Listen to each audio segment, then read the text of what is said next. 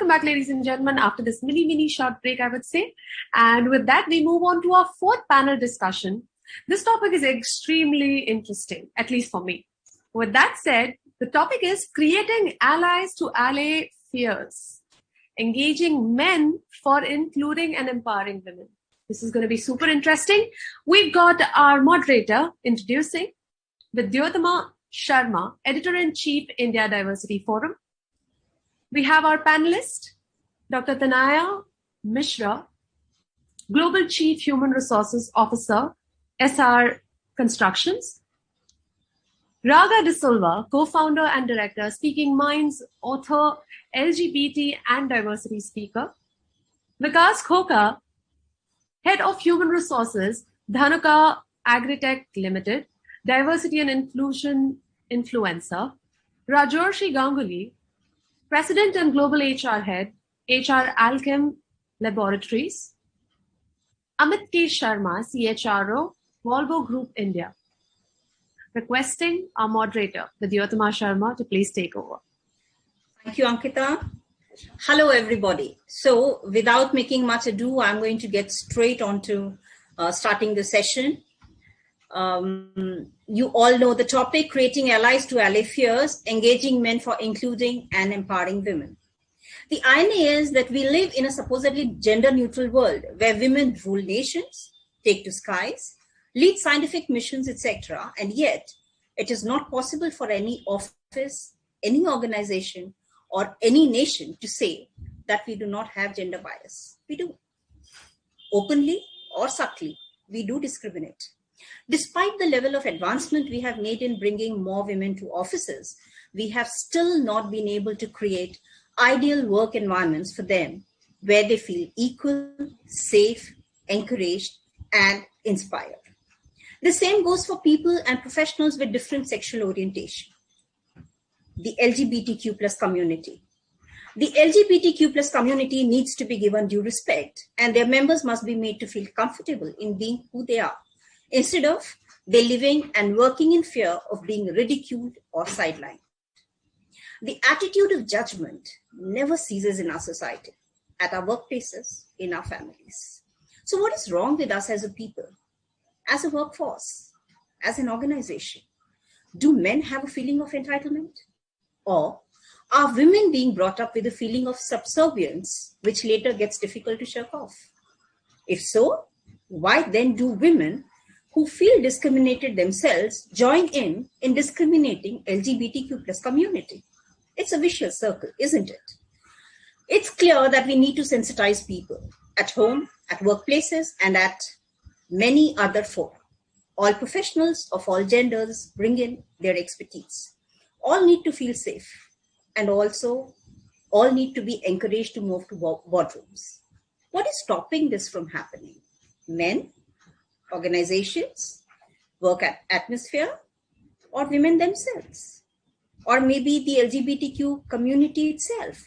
We need to look at quite a few questions. So before I go to my first question, I would just like to say that for an equal society, it is not just okay to tell women and LGBTQ community to fight for their rights. It is equally important to engage men in that fight. Let me make this clear. This is not a men-bashing conversation. This is a conversation to look into issues as to where is the divide coming from and what are the corrective measures we need to take. I have a brilliant panel here. As you all know, Rajarshi, Amit, Raga, Vikas, and Tanaya. So Amit, let me begin with you. Why do you think we are still debating in 2021 where we still have to talk about engaging men to enable women to have their rights or get the dignity they deserve? Should it not have happened by now? Since women have been working with the vigor since over 3 decades, if we leave the earlier decades out. Is it because businesses have expanded, technology has made us smarter, and we have advanced, but deep inside, we are stuck in a time warp where it comes to perspectives, attitudes, and working together? Over to you, Amit. It's a pretty interesting question, and I must say, a very thought-provoking also, that why it's happening in spite of so many years and decades of work being done around it by almost everyone. to me, if you start going deep into it, the root cause lies in the way the socialization happens in the society, and that's where everything starts evolving from. Right from the time a child is born, what kind of parenting a child experiences, especially when you have siblings of opposite genders or different genders, then the way parents treat a male child versus a female child, it's different. They see that very very clearly in terms of, and that's where the feeling of differentiation and the entitlement starts coming in, or you can call it a subservience at one level and a bit of a superiority at another level. That starts coming in. If you look at around us in terms of assistants, the moment we talk about an assistant or in office or a receptionist, you will typically have a picture of a female. You'll hardly have a picture of a male assistant. So much so that when you look at the technology, when the Siri came into existence for the first time, or Alexa came into existence for the first time, it had female voices. Now you can change the voices and change everything. But what was the first thing which happened? Again, it came from the same stereotype about the larger socialization people had, and that's how the products are also formed. And it further, reinforces the same stereotype which is there. If you look at organizations, the way the JDs are crafted, the JDs are crafted in a more very masculine, gender or masculine tone, I would call it. The aggressive, go-getter, assertive, all of that. All the typical macho words we associate. Again, it again reinforces that these things are for men rather than for a female. And many times, either a woman feels that, hey, am I really cut out for this job? Should I even apply for it? Or not. And when you are looking at from a hiring manager perspective, you say, oh, I need all these macho characteristics or masculine characteristics. This would actually need a male person only. So predominantly what we see is our larger socialization is actually working towards this. And it's important that we start dealing with it, to me, at the level of parenting itself. If we are not able to raise our kids as kids who look at men, women equal in terms of the way they see themselves, their father and mother, how they see their father and mother, how they see their siblings, these stereotypes will keep on getting further, strengthened and reinforced. So if they see that it's the mother who's always doing the kitchen, it's the sister who's always helping the mother in the kitchen, and it's the father who's doing all the external work, it's the father who's going to office, it's he who's supporting his father, I don't think so we can ever be able to come out of it. So we'll have to work towards it. And those social stereotypes and the socialization is where we need to really act on if we really want to have a long-term change towards this thinking. Otherwise, in my view, we'll keep on talking about it. I get you. Brilliant points you brought out, Amit, and I'm taking it further with Vikas now. Vikas, we carry too many biases from our homes and our society, both the angles that Amit just spoke about. We carry all these biases to our workplaces. What biases have you as an HR leader felt as the most common against women and against LGBTQ plus community? And I'll be very happy if you could relate with some examples that you have seen.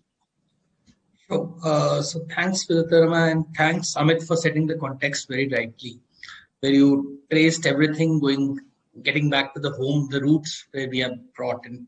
All the biases are brought in. Let me talk about how the biases are. Biases are typically against color, the kind of choice of games that a child play. It starts from there. This blue color is for a boy and a pink is for a girl. And biases against the success, right, at the workplace in terms of, this role will be successful with a male. This role will be successful with a female, right? Biases against right and wrong in terms of the conditioning of the society, that a female will not be subjected to this kind of a hardship the role evolves without even checking with her. Just condition and not subject that role to that particular female, but make it very gender specific. Capability issues, even without considering what could be challenged as a new normal, typically what is behind. So we go behind, check our experiences, and check all the past records and see, oh, this could be successfully done by a male versus a female. And rightly pointed out by Amit that certain roles, when we talk about, we have certain specific things coming out immediately. Now, sorry, I'm just holding you back there. I'm sorry, and I want you to continue after that. These roles are defined by you, the HR leaders. They are not defined on their own. So to some extent, I believe you ought to be taking the blame for it. Yeah, please continue. So without the finger on others, I think I take equally the blame on the ecosystem that I belong to. The only way this could be challenged is push against the wall is very important.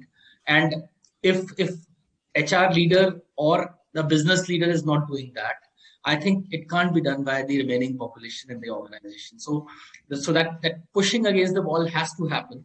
That whenever we have a role, we first make it completely agnostic to a woman. And I was the one who objected once advertisement was raised from my organization on social media saying that we prefer only males for this particular position. And I was the one who got completely removed. In fact, also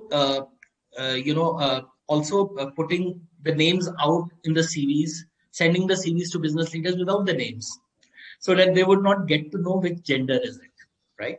I'm right now limiting my discussion to women and male, because when it comes to LGBTQ, there's further biases around first the gender, the sexual preference, and the association of that with what capability the person is going to draw.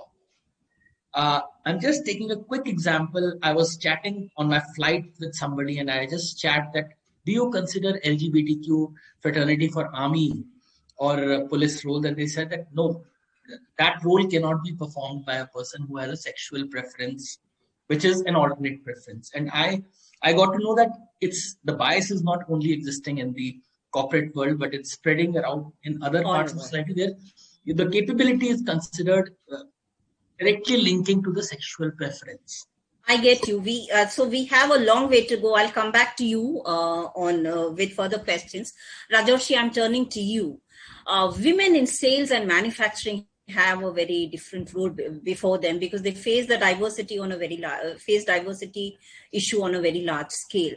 They are out in field most of the time, meeting all kinds of clients making all kinds of demands. And here, it is not a question of they being in their own workplace. They are vulnerable because they are in some other person's workplace. So they begin with a loss. So I need you to define throw some light on what do these women in sales and manufacturing feel?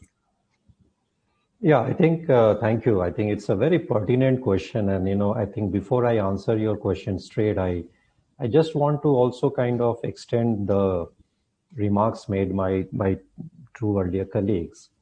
Some of these, the roles that you are mentioning, sales and manufacturing, I think it's again to do with the societal preferences. In our country, for example, it's perceived that some of these roles, it's difficult for women to do.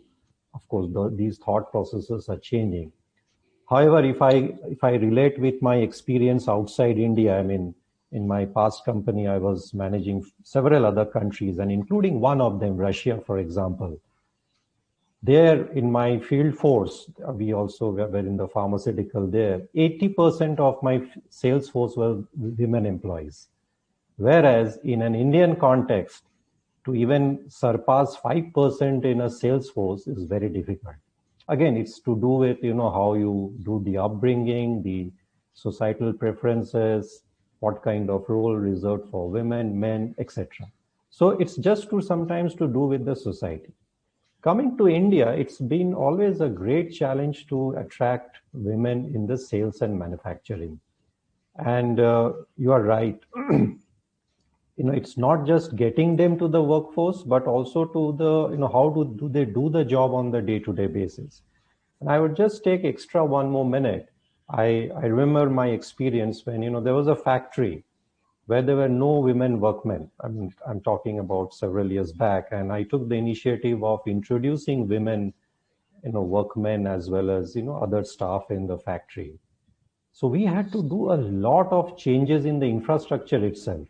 First, how do you kind of condition the mind of the leadership team, the people around you, create infrastructure, even, simple basic things like restrooms, washrooms, other facilities, so that, once they come and work, they don't feel kind of they are out of place. So it's sometimes easy to attract them, but to retain them becomes difficult. And then over a period of time, as our men also started understanding their needs and made them feel comfortable, we found that it naturally, those myths disappeared. Initially, they were saying that they used to feel that, it's very difficult for them to work in this kind of operation, that kind of operation. Plus, there were also restrictions by law that, you cannot employ women in night shifts, etc. So everybody, said that how can we do that? We operate factories in 3 shifts. So all these conditions were there, but yet despite those, once you start experimenting and people came forward, even I remember, the parents of these, young ladies, some of them were unmarried, they were apprehensive. So we had to bring the parents to show the factory. So, this is something like any other place where your child would feel secure. So, so these thought processes are there, which one has to overcome. And once it is overcome, then it takes time to build in. Similarly, in sales, in a sales environment, especially in a country like India, where, sales is perceived to be going out and meeting clients or, customers. So there are sales roles which gets operated from the office where you just do cold calls, and all those are easier to handle. So there are safety issues. There are concerns around how would somebody move around late evenings and all. So these worries are more in our country compared when I see some of the other countries which I shared. The statistics are very different there. So once some of these fears are taken care of, then I have seen that, for example, even in my current company, though 2/3 of our workforce is in sales, we find it very difficult to attract women employees in sales. It's just because of these reasons. But once somebody has come and started working, we find, they find it very easy to work with, and they start attracting others. So it's, it's the snowballing effect. Once you start getting someone, they feel comfortable, and your men allies also needs to make them feel comfortable, create ecosystem for them to experience the company better. Once that happens, I think it takes off. But yes, traditionally sales and manufacturing versus some other roles in the organization like research and development, quality systems, corporate offices, we find it challenging to kind of attract women. Okay, I'll just take it. Sorry, I'll come back to you, but I need to take it further. If I may just say something कि आपने बहुत जख्म कुरेद दिए, because when I began as a journalist, we used to fight for washrooms, and we really used to have a lot of problem. And I remember that when we used to do night shift, and I was staying in a hostel in Nariman Point, and there would be guys on mobile coming and slapping me from behind, and I talking about it in the office, and they'll say, "Oh, madam, or night shift karo," So it is like you're coming in my bastion. So, okay, face the consequences. So I'll just take this further. Raga, I'm coming to you. You decided to come out late about your sexual identity. Ladies and gentlemen, Raga De Silva is representing the LGBTQ community from London. And she decided to come out in her 50s. She was married and had 2 children. So Raga, what was the societal reaction? And reaction at your workplace? I'm very keen to know. Did you feel alienated suddenly when you came out? Did you regret initially that perhaps you made a mistake? Mujhe nahi karna tha, I shouldn't have done it. If yes, what was the behavior of your colleagues? Vidyotma, thank you. I think I'm one of those rare women who leverage on my age. And there's another one called Mankar, 105, and she's still running. So thank you. And thank you for breaking stereotype as well, because there are 3 gentlemen and 2 women on our panel, and normally it's always ladies first. So thank you for that. And so I'm loving it. Now, I'll just again touch upon what Amit and Vikas also shared before I get on to your question, if you don't mind. Amit, I have twins, and they're 23 years old now, and I have a son and a daughter. And I have brought them up absolutely using a neutral language. I think they represent a future generation, and I think it gives us hope, because I never, differentiated between blue and pink, for instance. Never differentiated that the boy should play, not play with a doll, or boys don't cry. And you can see them in this present state, this generation that they represent, that they are neutral. The language they use is neutral. So I think it starts with us. We forget that men were once boys and then they become men.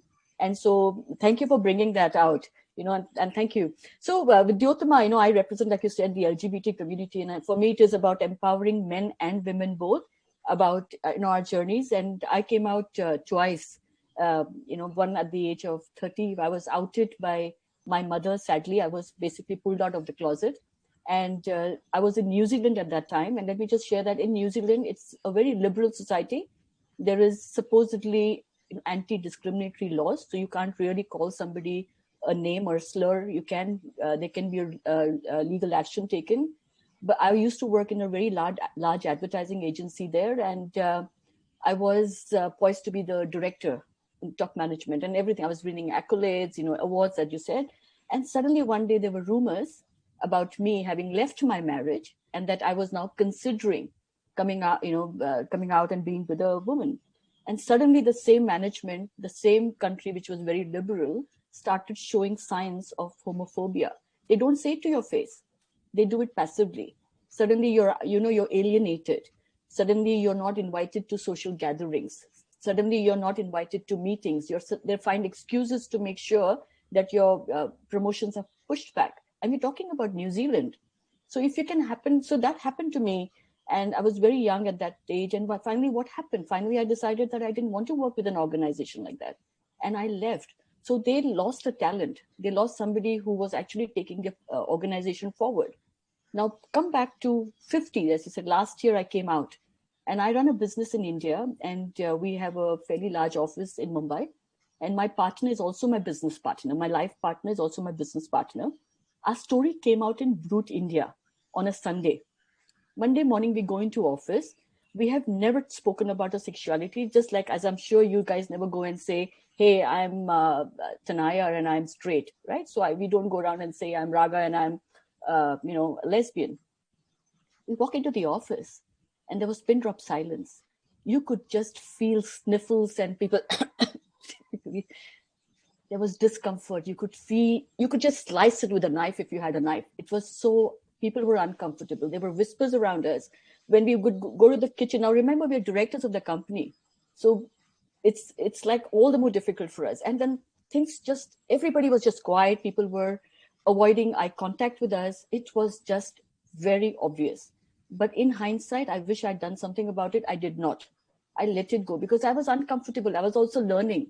That's another thing that we have to understand, that a lot of us need to unlearn what we have learned and maybe learn things that we have never learned.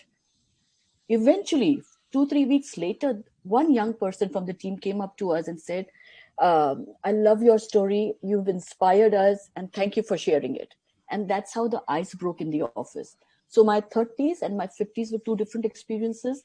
I have felt ghosted. Even now, people ghost us. Our supposedly close, colleagues ghost us, and that's okay. There is no place for people who don't want to know, and it's okay.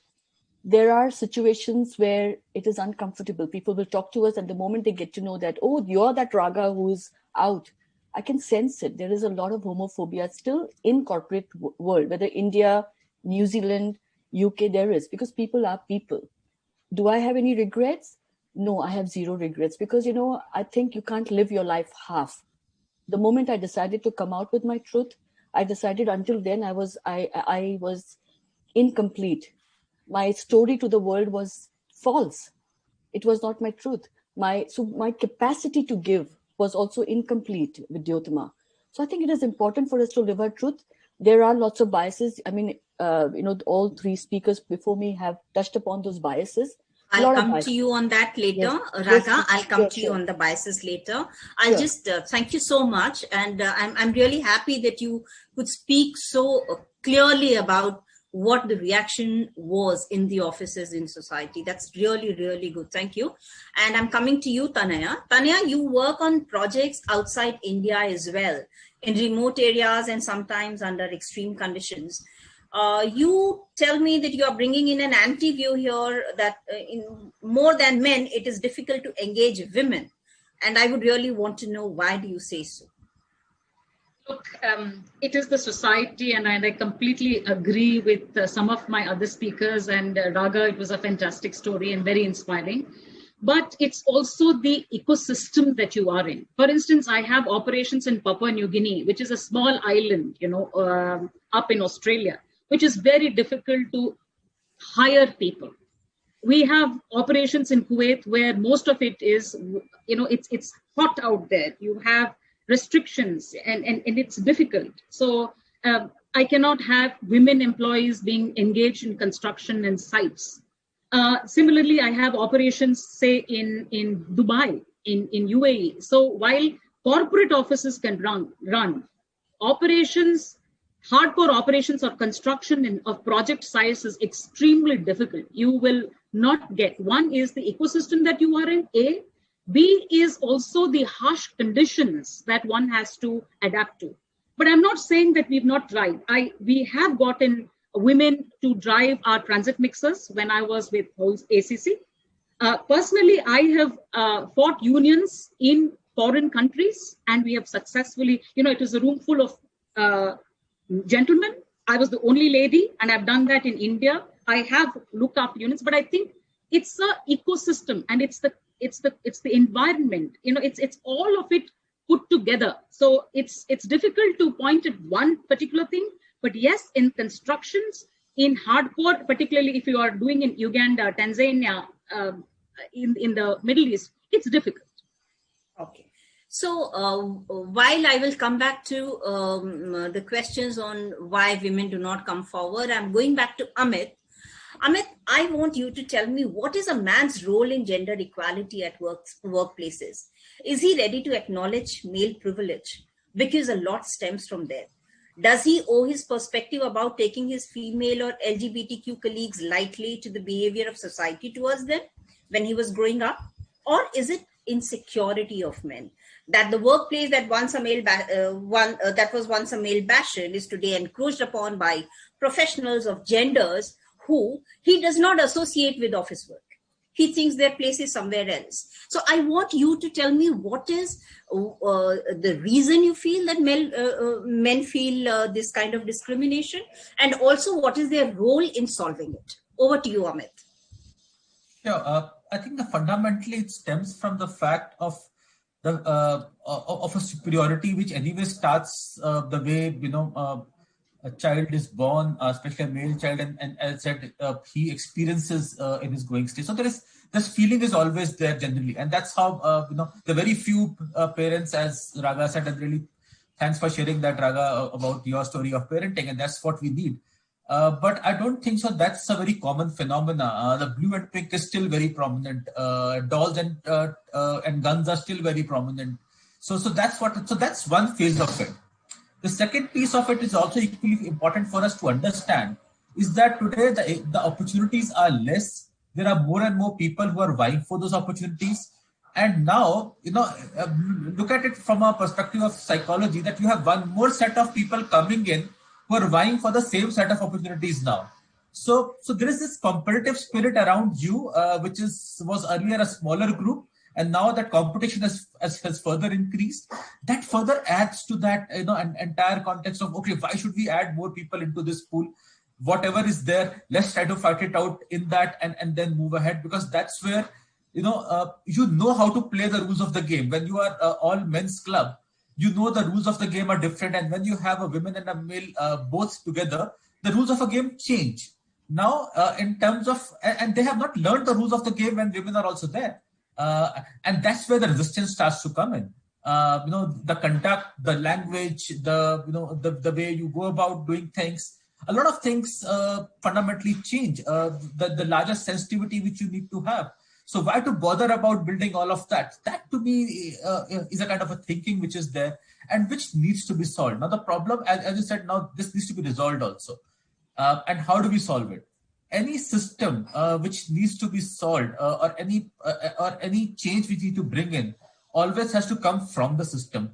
From an outside, if we'll try to break the system will push it back again. So it's I strongly believe in the Newton's law of motion, and there will be equal and opposite reaction to that. So it can't be really coming from outside. We have to work through the system, bring that change internally, and that's how things will change. It's a long-term process. It's an evolutionary process, but it's an important process. I think that's very critical. That to me is the only way things can really be sustainable. Otherwise, we'll see a change for a short period of time and it'll again come back the moment the pressure is released. We don't want a spring kind of a solution. We want a more sustainable solution, and that's where we need to work there. Great. Thank you, Amit, for that. And before I take it further, I would like to say in a lighter vein that you said that men normally find it difficult that, more people are coming into the same area of operations which they had, and there are more who will vie for those positions. We women won't mind if men try to come into the kitchens and take over the other chores of the home. We are quite generous in that sense, So I will just take it up. That was just said in a lighter vein. I will take it up with Rajorshi. Rajorshi, after having discussed these above points, it is clear that we need ally support. Men and women will always live together in society and at workplaces. There cannot be a divided world of men and women and people with different sexual orientation. We all have to live together. We have to learn to know and respect and value each other. It is time we create an atmosphere of ally support. So, my question to you, Rajorshi, is why do we have all the gender equality discourses for women? Why do we not include men in these discourses? It's always to women. Rajorshi. No, I think you're absolutely right. I think, when the world is almost, 50% men and women, I don't see any reason why in the workplace we cannot have, that ratio.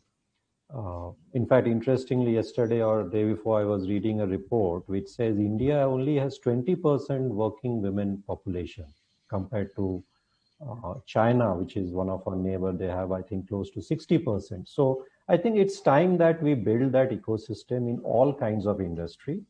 And I think in order to do that, I think we need to kind of make, as you rightly said, we need the initiative has to also come from the men, because today what has happened is the majority of the C-suite executives are men, and if they can create a good system, policies, framework, mentoring system, recruitment policy, I'm sure, I have seen, as I have shared examples in the past, once you create an ecosystem, you make them a partner in this whole progress, they will own it up.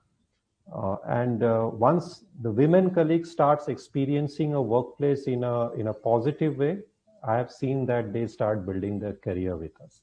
So I think your point is right. It's not just the women; the men will have to also take the initiative, especially in societies like India, where it's a male-dominated society, and for that matter, even some other Western countries. And men can do a lot in kind of make this whole workplace more energetic, having representation from all diverse background, just not the gender diversity, all kind of diversity. Because it's not just about creating the policies, the framework, because which they can sitting at the C-suite. It's also about how do you impact the day-to-day experience? Some of the examples that I gave you, when they go out to work, when they meet customers, when they come to office, when the promotion discussions happen, when you allot certain kind of roles and responsibilities, you have to break those stereotypes, and that's how the progress would happen. That's my take. Yeah, okay. Here I have, there is a sword hanging over my head, and I have been told that I have next 10 minutes and I have 3 more speakers I need to speak with. Vikas, we need to look, I'll be really happy if you keep your answers brief, so that if I have time, I can ask some 1-minute questions as well. So Vikas, we need to look into the issue of sensitivity, policies, mindsets, HR policies and tasks on hand for the HR department, as Rajorshi was also saying and Amit was also saying, and societal approaches and changes needed at various platforms and levels. You were telling me once that there are hard parts and soft parts of this. Hard part, which is about framing policies, and soft part, part about creating the culture which is more difficult. Vikas, can you explain this, please? Sure. So I think the context is already set, but let me say that for an HR head, it is two buckets, right?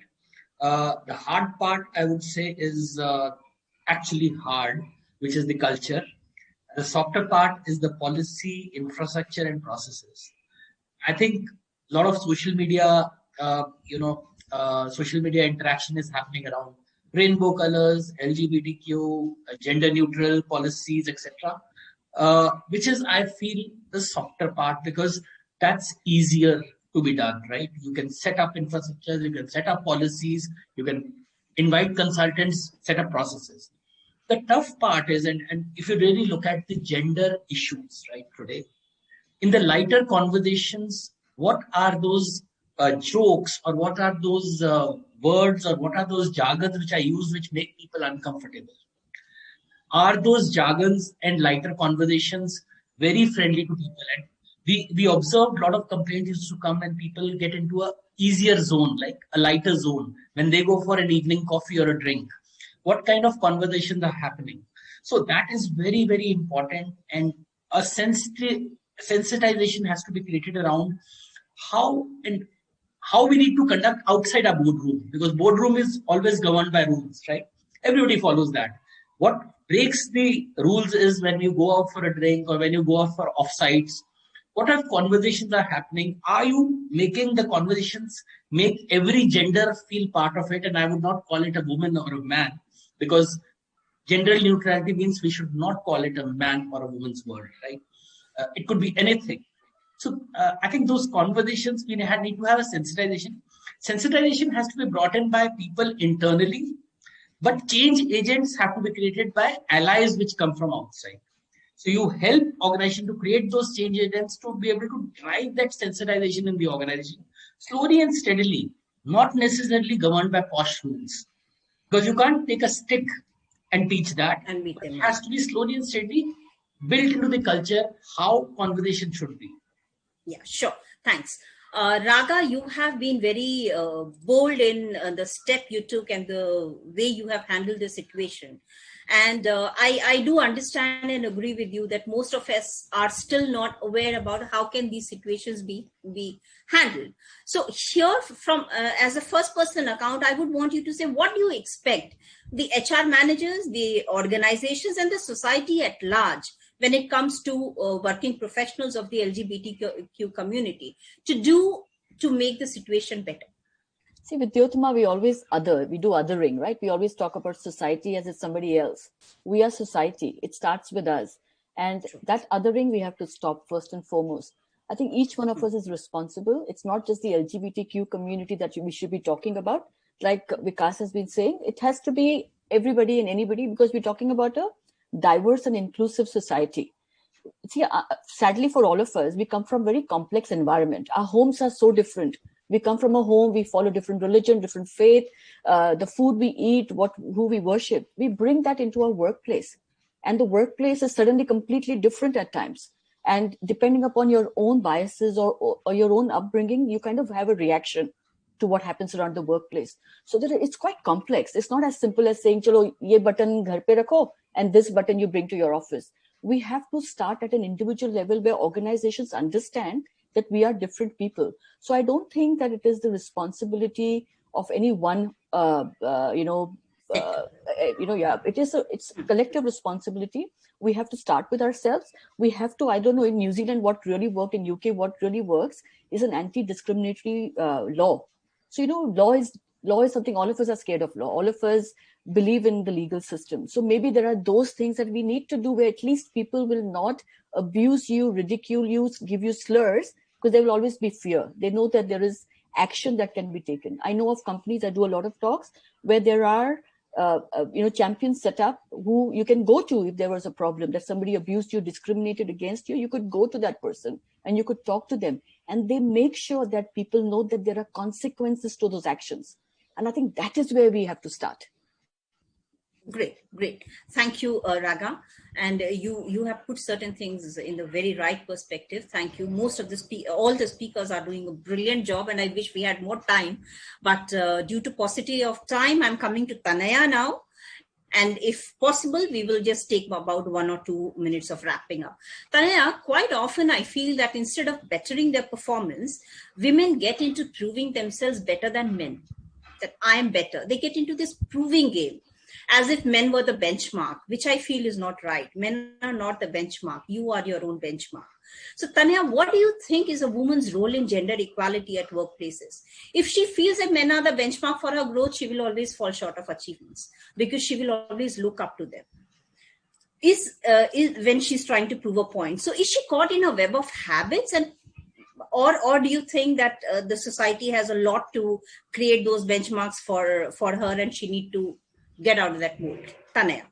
See, one has to understand that, when you're going to work, there is already a benchmark because you have your peers who are gentlemen. So for a woman, it is that much harder because this mud slandering, she is doing well because can be anything. And it's really disgusting because, as senior professionals, when you're wanting to go somewhere, there will be somebody else who's slandering your name just because you've been working very hard and you speak straight, you call spade a spade. And so it becomes very disheartening for women leaders.